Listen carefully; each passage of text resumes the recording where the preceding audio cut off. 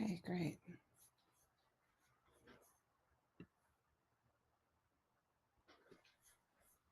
I've been promoted, Lisa. Awesome. Oh, do I not have video on? I better do that. Oh. Okay. There you go. Yeah. Awesome. Okay. How's it going, Susan? It's going pretty well. Yeah. Okay. How about with you? Well, I will ask you Sunday how it's going. How's that? It's going good. Yeah, it's great. So Good. Good. let's see. Okay.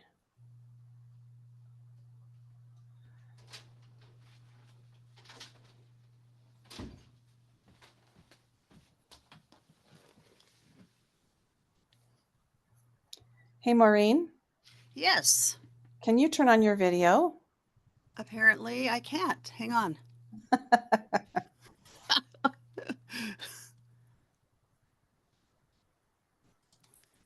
Good grief.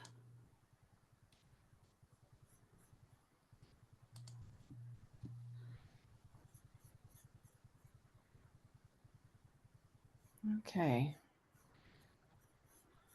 Oh, John, where are you when I need you?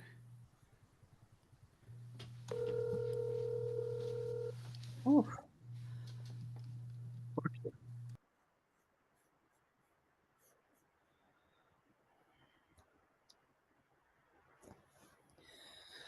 Oh boy. Okay.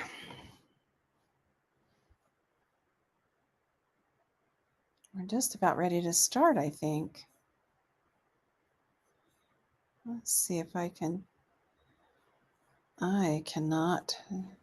6:59. We got one more minute. Yeah.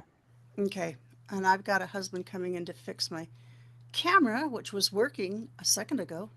Wild. I know. Jeez.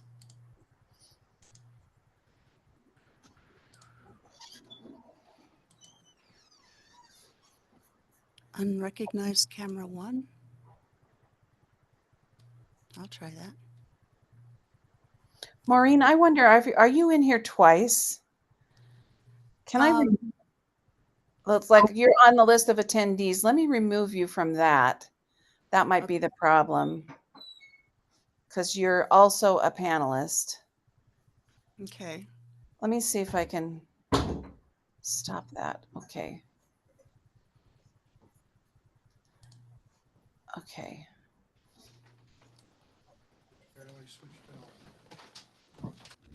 Okay. So I've removed you as a attendee, and now see if you can do it. Enable camera. Okay.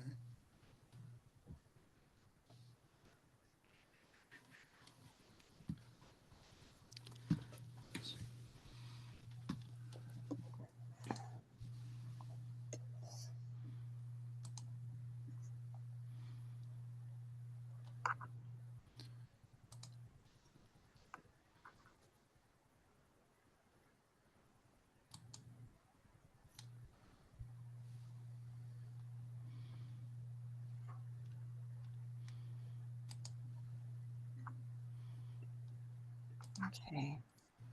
Maureen, this is Emily from Utah Humanities helping with tech. You could try signing out and then signing back into the Zoom. Okay, let me try that. Emily, can the attendees hear and see now? They sure can. Okay, well then I'm going to start this gig. Okay. Okay. Welcome to the Utah Poetry Festival.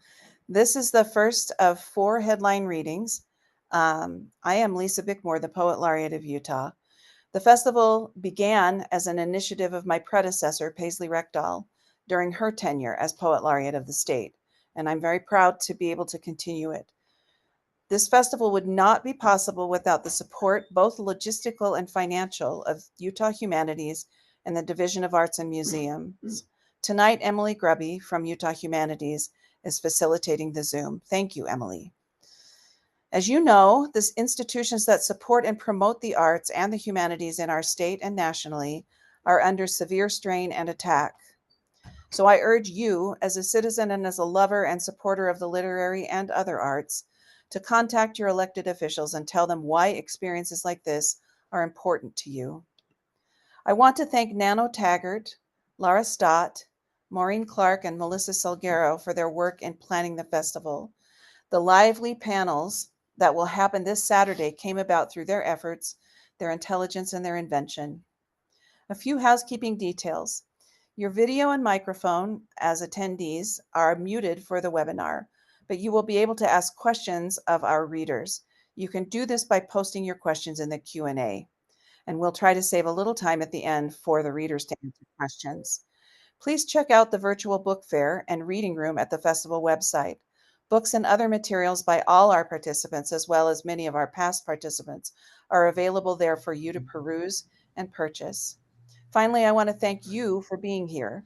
Thank you for being a vital part of the literary ecosystem of our state by making time for and showing up for poetry.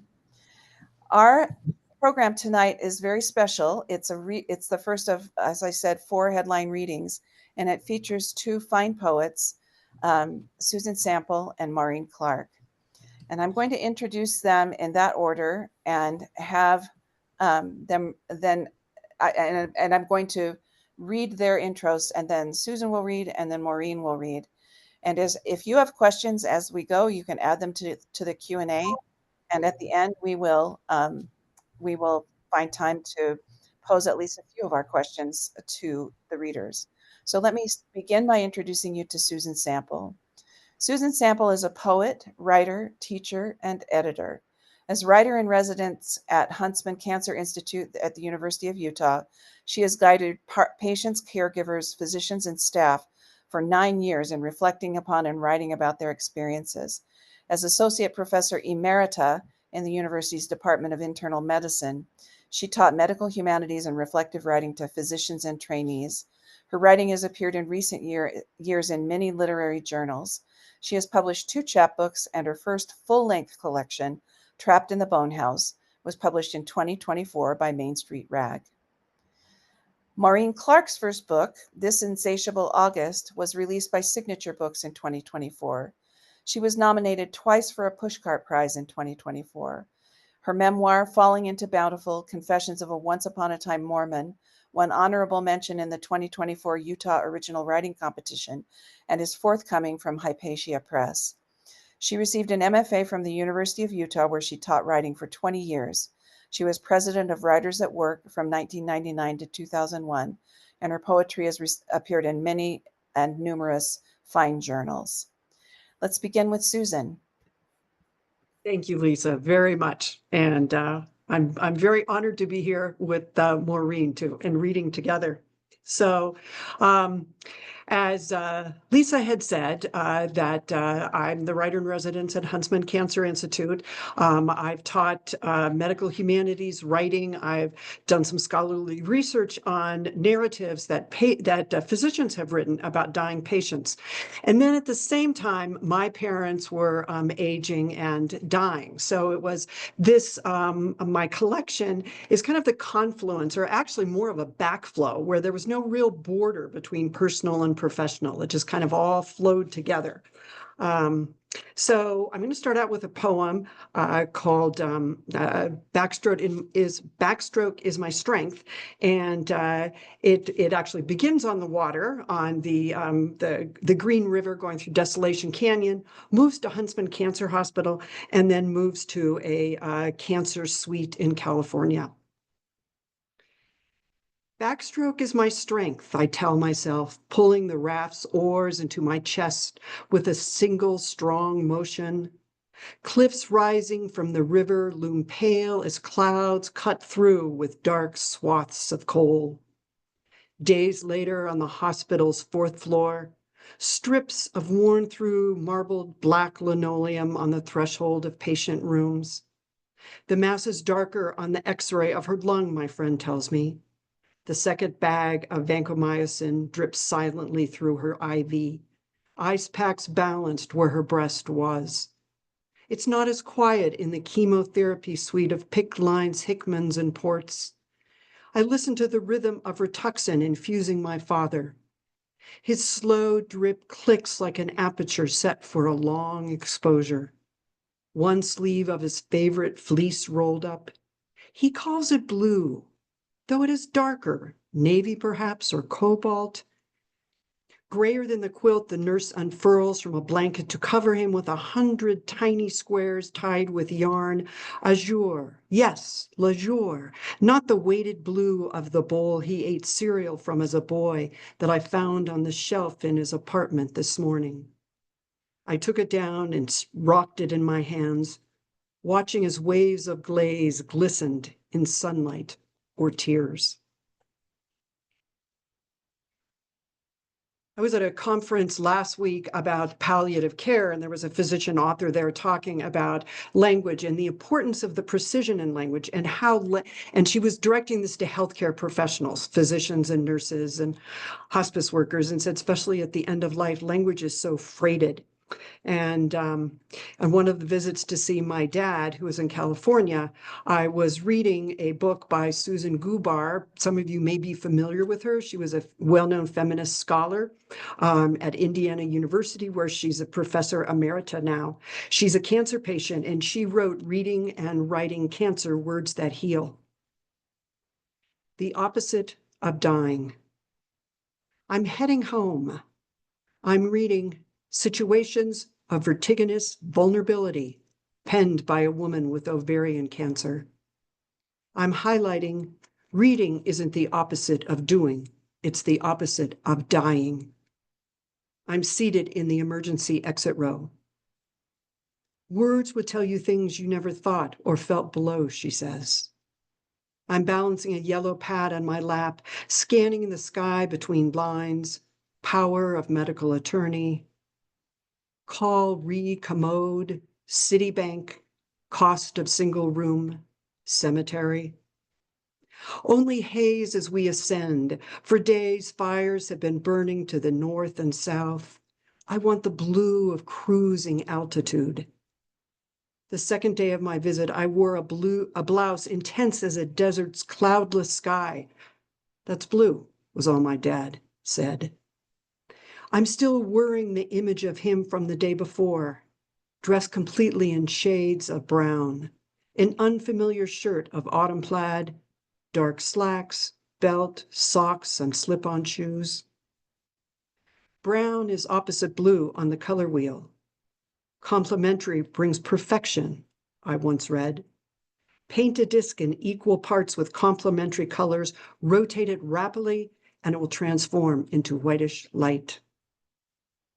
I'm in a fragile place, my dad said when I asked tentatively, the warning on the wing outside my window, do not step. I couldn't say it. He nodded to anxious and uncertainty when I offered possibilities, then added, I'm glad you visited. I'm the one leaving. I'm the one passing.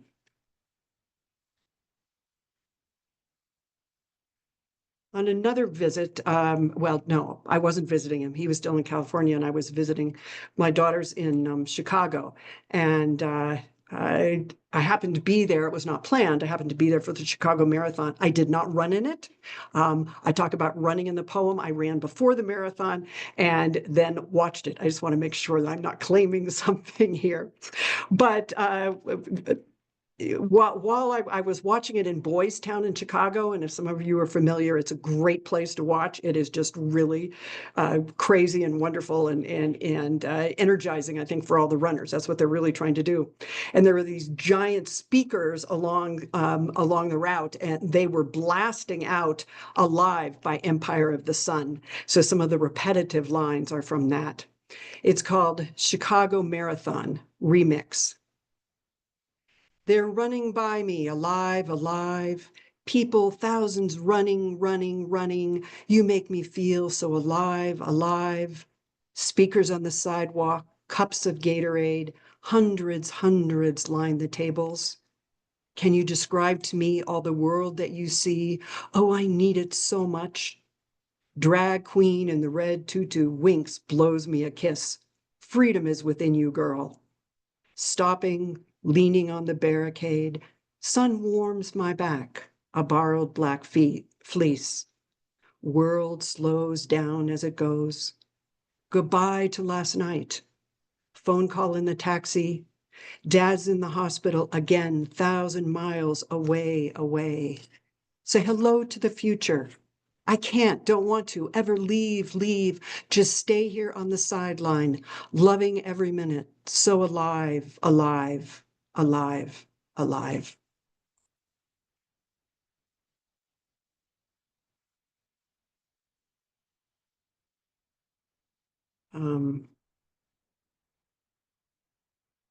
So I was going to read the title poem from the collection, Trapped in the Bone House. And I'm sure many of you will, well, if you saw it, Bone House is hyphenated. And so it's a kenning, an Old Norse kenning. And that was a kind of a simile where they would take nouns, make kind of a compound out of them, and they would never say what it was directly. It was just kind of reference it. So Bone House is a kenning for the body. And God's candle is one for the sun. There's several others that you'll hear in here. Trapped in the bone house. White sheet wound around his neck like an ascot for the viewing, unfurls as he ascends until all I can see of my dad are the flats of his feet, no longer chafed and chapped, but resplendent, resold in gemstones, dazzling as sunlit sea and sky. Even his heart, I imagine, deep dark red, has cooled to azure as it disintegrates on re-entry. Glittery particles of lapis catching at the back of my throat.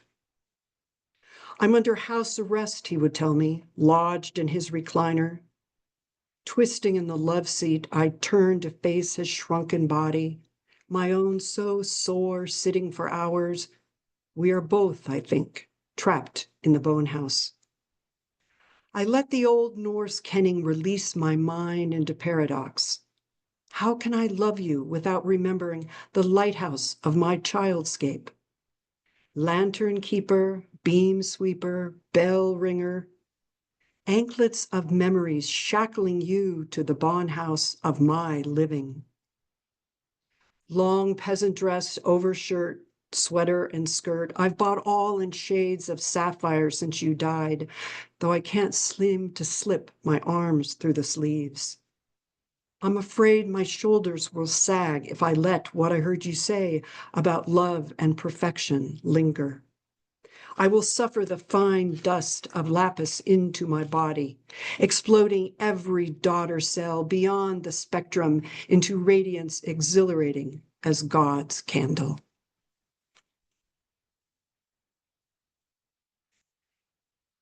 I said I work a lot with medical students, and this is based on a conversation I had with a medical student who was very upset when she had to, for the first time, pronounce a patient dead. But they don't say that in medicine. They just say to pronounce. This is called articulate, please. To pronounce, she says, place the stethoscope on the patient's chest and listen for the lack of a beat. Press fingers on arteries in the neck and wrist, making certain you feel no pulse. I begin to see why doctors omit the end of the phrase, but right now I need to hear all of it. Every syllable, every inaudible sound, even if I too must hold my ear close to a stranger's mouth, so I can imagine what I utterly am not yet.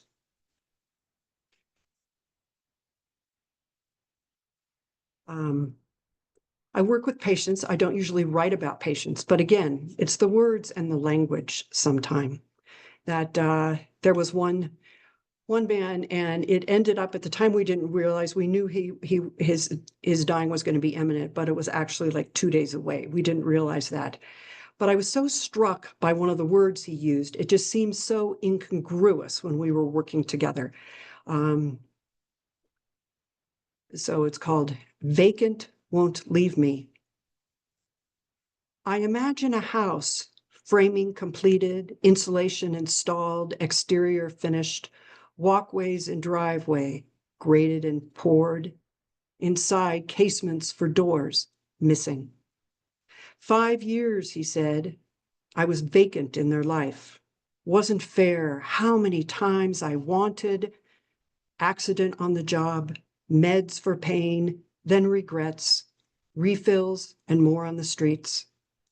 Cancer kicked me good. They took me back in, my ex, my kids, got to know them as amazing people. When they sit with me, stopped to suction saliva, remember good times. Does that mean he never fully moved out? When drywall is hung, spaces between boards are taped, seams invisible. Just say, I love them. Tell them, he said as I typed, I love you, I love you, I love you. In the final walkthrough, walls, surfaces are inspected, fixtures checked, working and in place. Are his boots, lunchbox still in the closet? Leather gloves on the top shelf holding his shape? Vacant is what we are accustomed to, gone missing, and wanted always.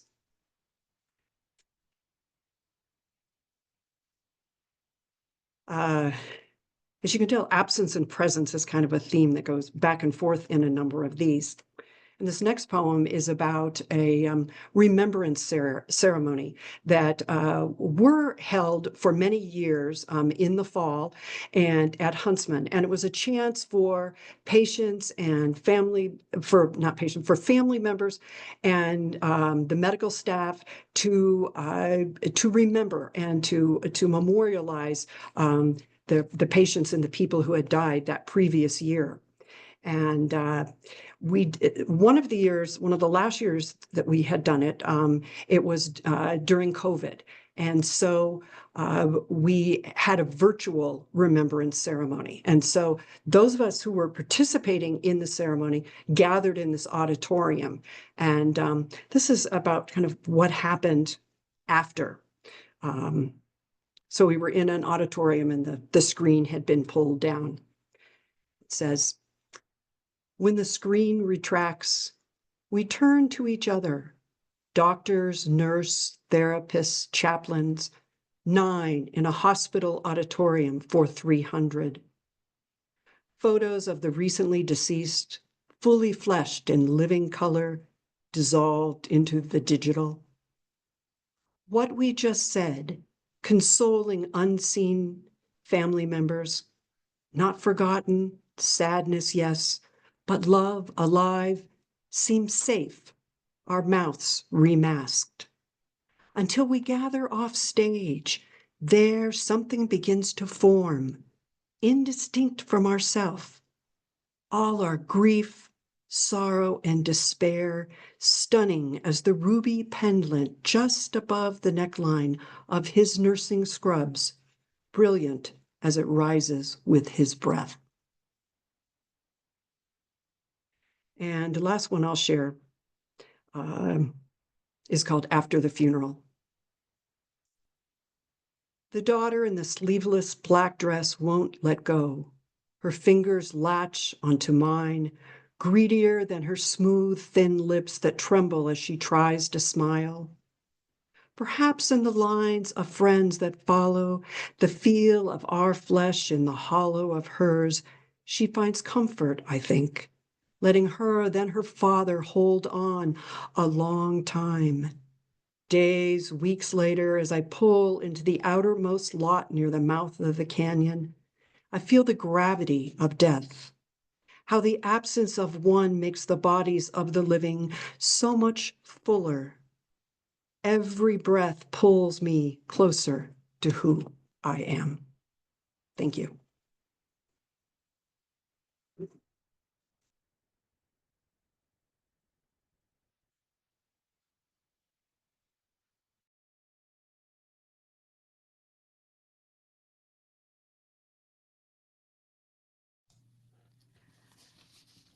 Hello. I guess I just start, but after listening to those poems, I'm just amazed at how beautiful they are. I'm so glad to be able to read tonight. Um, I'm going to be reading a couple of poems from my manuscript, The Insatiable August, which is this one, and and then some from a new work that I'm working on, and it is about dealing with my father's Alzheimer and his death, which we should have, talked to each other. This first one is dedicated to my grandmother, who suffered a number of strokes that left her speechless. And as she worked on her speech, she could get some phrasing back, and occasionally she would sing. So there are two of these, and I'll start those. The first one is Fit of the Spoon for Edith. I imagine my grandmother in her kitchen with a grocery list on the table and the row of empty cans. After the stroke, she doesn't know the word for cinnamon or paprika until she sees the letters and copies them down. This is what she knows: the fit of the spoon in her hand, the wide mouth canning jars, wooden spoon, a tin funnel. She names things by touch: onion and tomato, both round. One makes you cry. There she is by the hot point stove in her sensible black shoes. The kitchen is full of spice. She holds the infant me as though I am the word she remembers. And this next one is titled About a Sparrow. Days now I finger the edge of a leaf, listen like an oar digging water, or an insect walking the rim of a glass, of an elephant's ear flicking the air far away. I see my grandmother's hands hanging clothes in sunlight, smell the bleach of clean sheets, touch of a skeleton key, hum of bumblebees. My childhood waiting to be traced, my child's hand waiting to be traced on paper, dust motes rising in the parlor among the velvet chairs.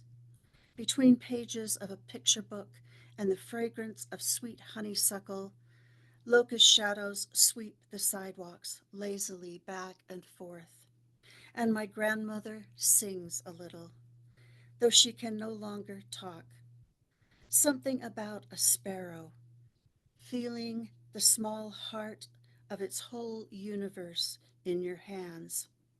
She sings of everyday magic, how we all passed through the bones of our mothers unharmed.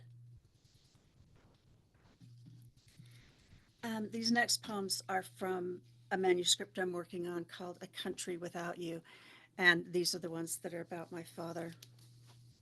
And the first one is titled Any Day Now. And what you need to know possibly about this one is there's a crystal that's a deep blue color called vivianite, and the human body will turn into that crystal in certain circumstances after death, of course. Any day now. We stumbled for 1,282 days, give or take a year or two.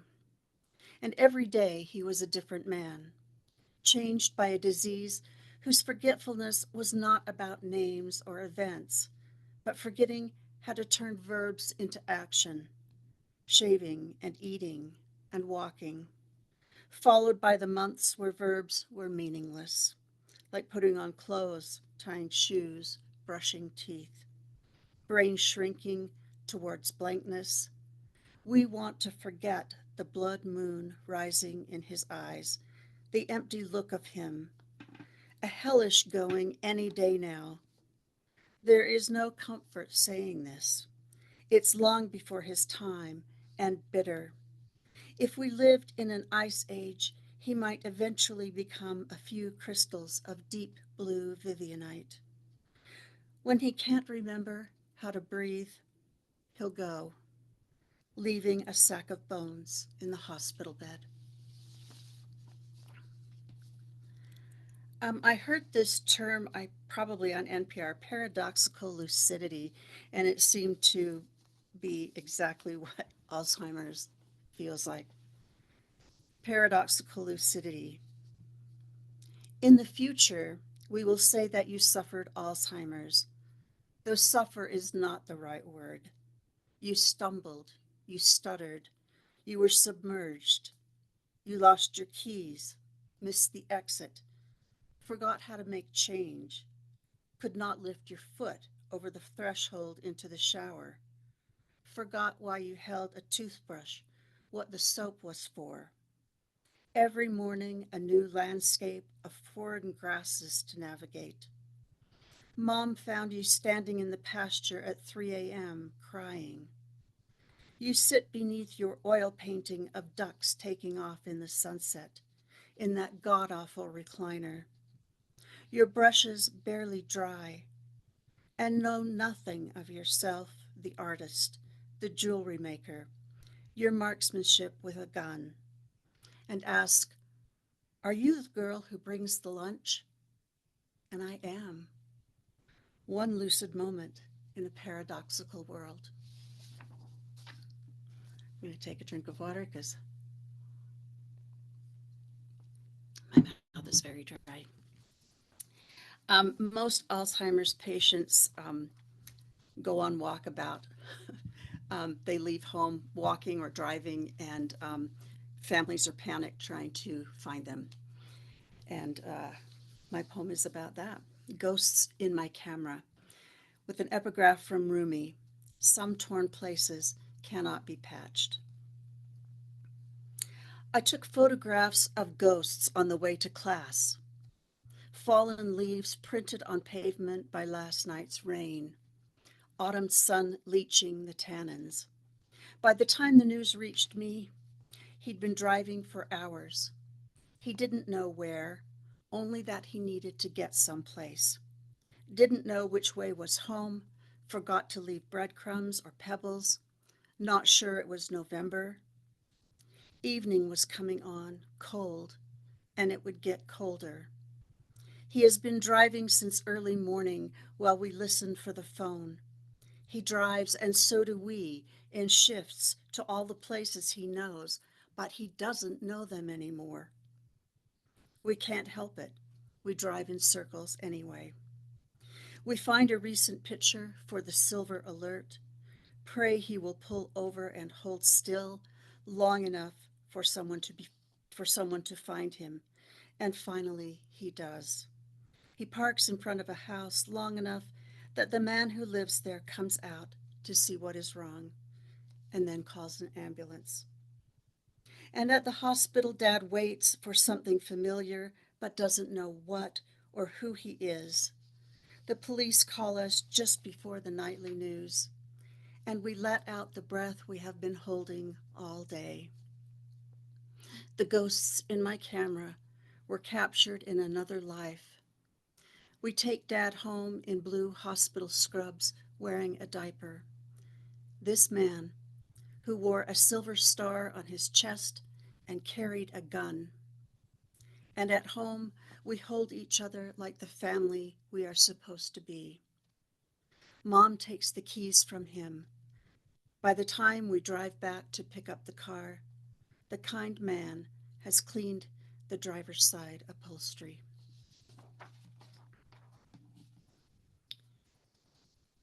And this next one, I don't know if any of you have read Mary Roach's book called Spook, which is about the soul and spiritualism and kind of the history of both of those things. So there's an epigraph from her. The title is Weight of the Soul. How would the sudden homeless soul get itself situated in some place new? It wasn't enough to contact the dead. Spiritualists wanted to prove that the soul existed, particularly at that moment when the breath left the body for the last time, and the soul rose through the open mouth. When death was certain, they tried to photograph it, to weigh it on a scale. But the soul weighed nothing, and if it held the memories of before birth, so you could face your own death, it all evaporated in the end. And even if I could talk to you again, would it change the reality of your death?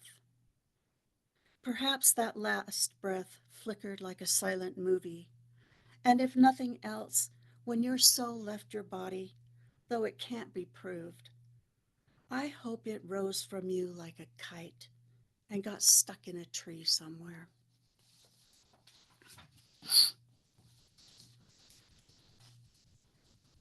This next poem is called Talking to Stars. Where are you now? I asked the night, as though the night might be you and could answer. I miss not knowing where you are, the steady, reliable, physical dadness of you. Always the same, always dependable, steadfast, constant as the stars. So I talk to the stars and tell them how empty the world feels without your fatherly advice, your steady gaze.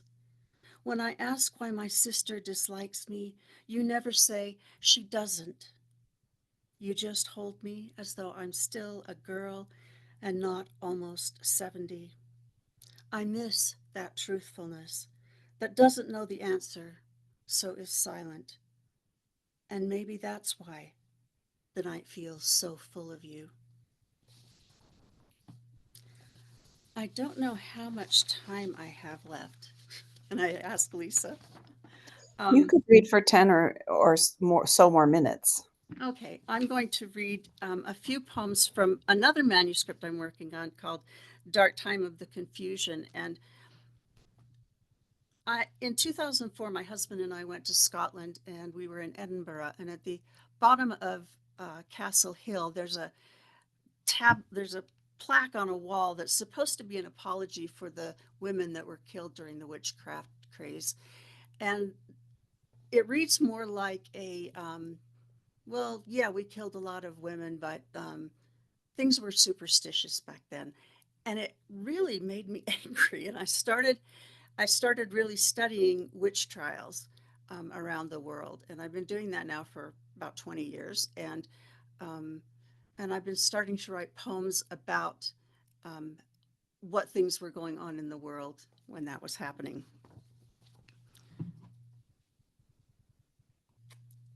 This first poem is Are You a Witch? Are you a witch? Do you have a mole or a birthmark? Did the butter turn sour on the table? Did you try to predict the future? Did you cast the evil eye? Did you just receive an inheritance, mumble a spell, form a verse? Have you made a corpse powder from the bones of an unbaptized child? Do your feet point backwards? Do you have a cat or some other familiar? Are you melancholy? Do you eat goat meat? Did you put your keys on the table?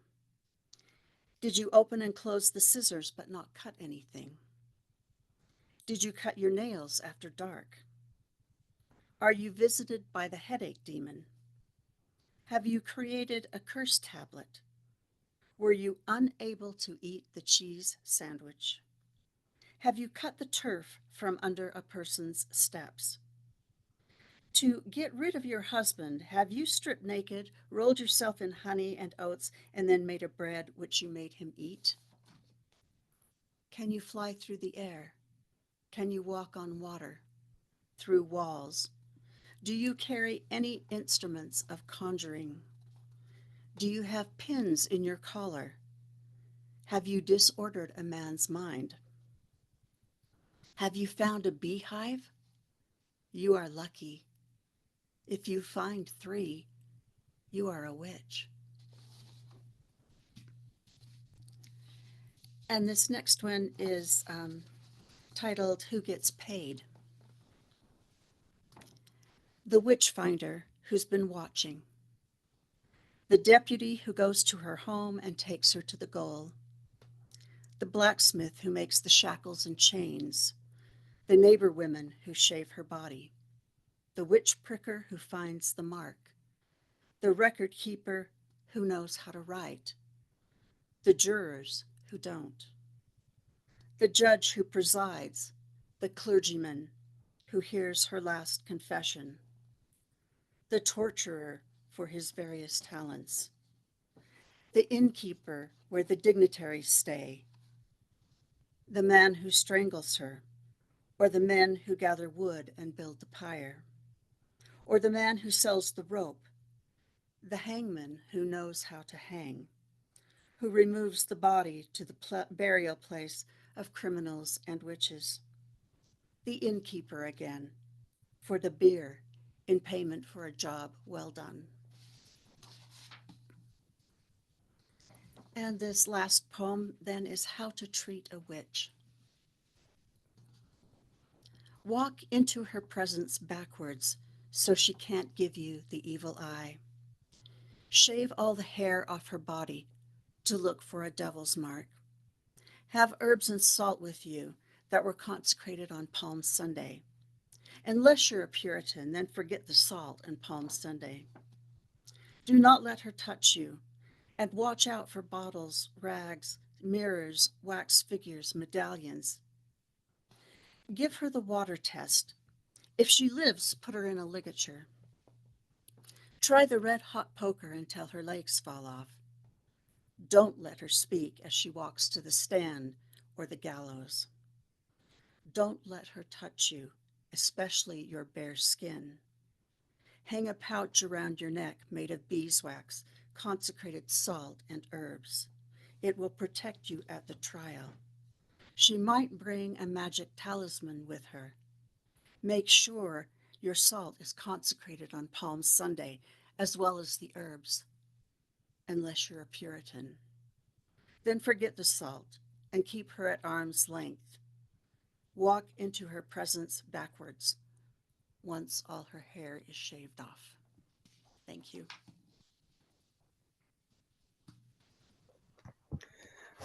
Oh, thank you so much for those incredible readings.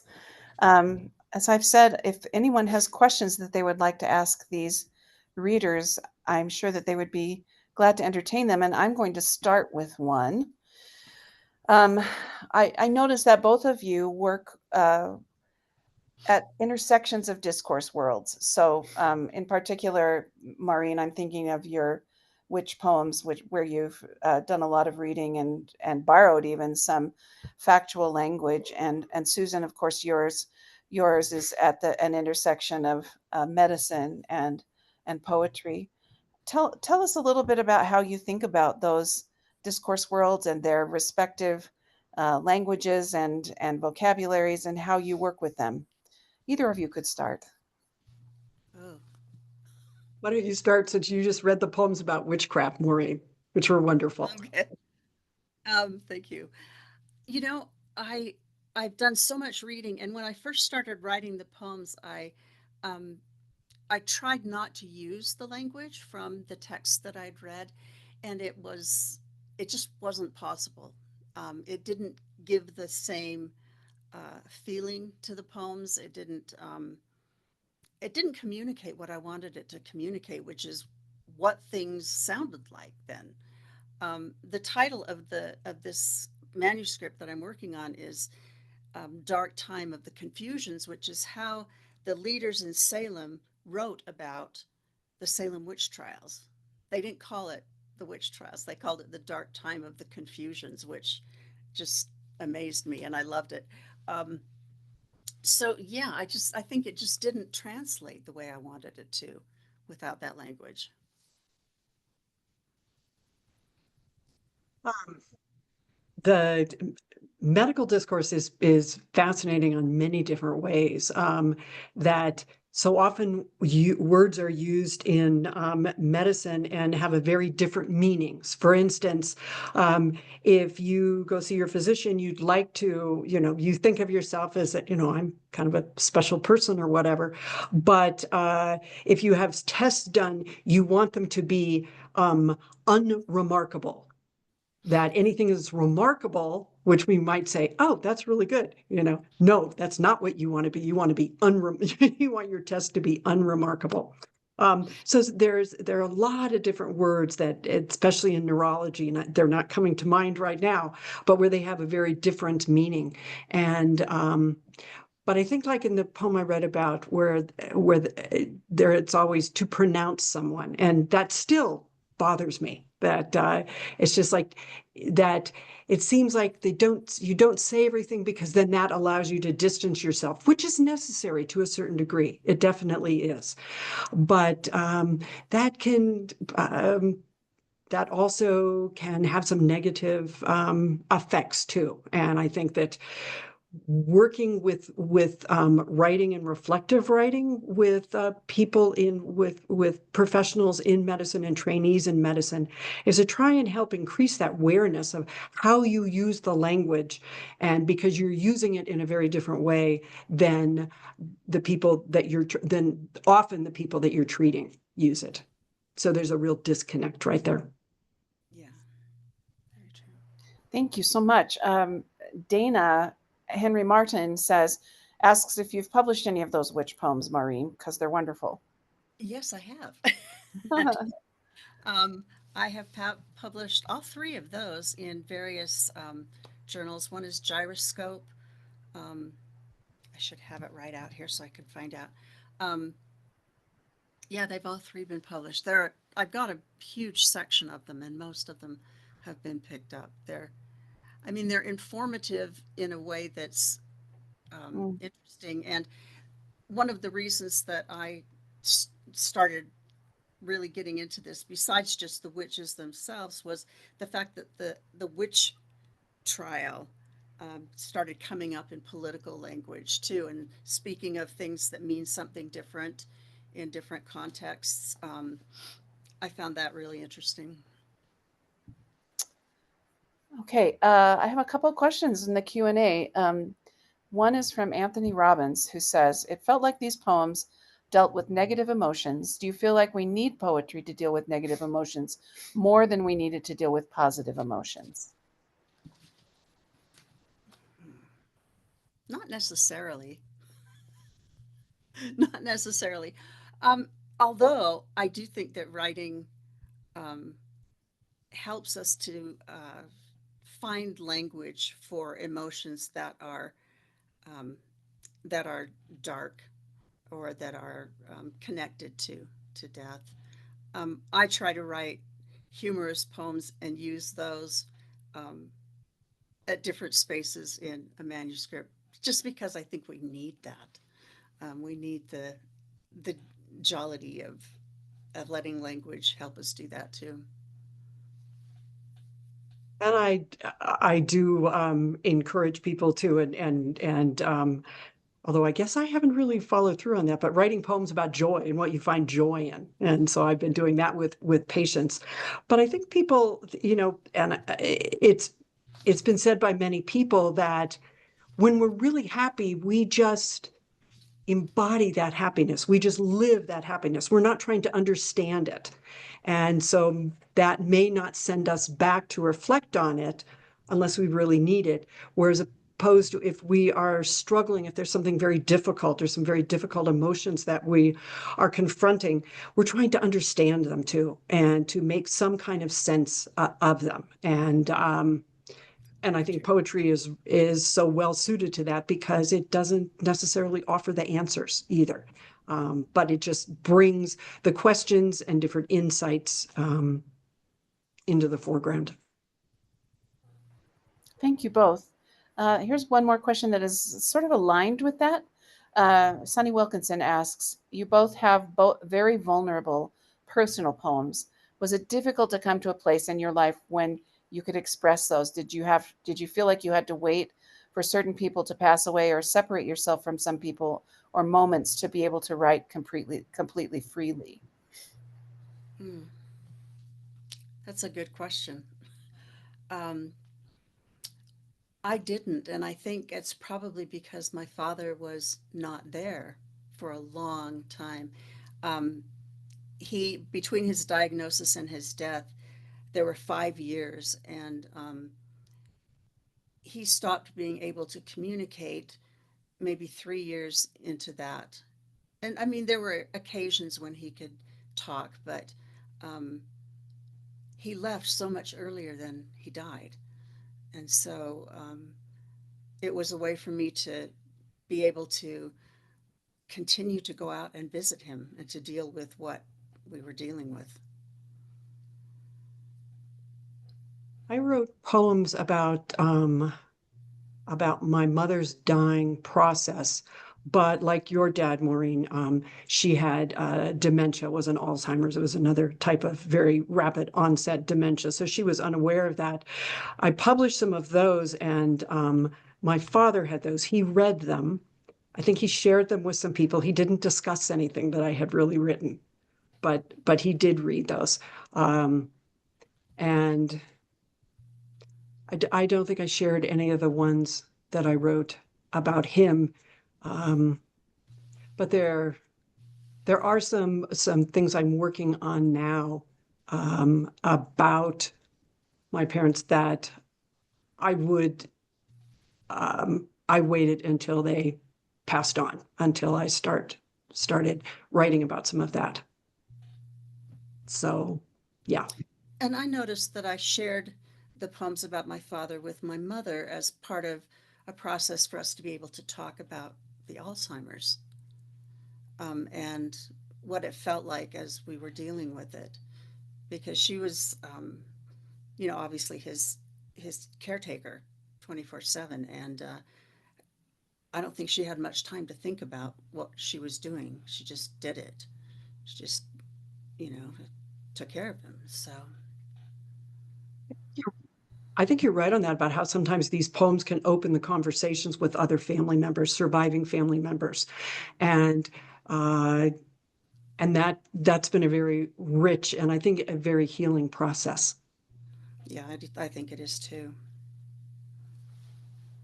Well, I love hearing that. I'm going to say thank you so much to Susan and to Maureen for these beautiful readings and for your gorgeous poems.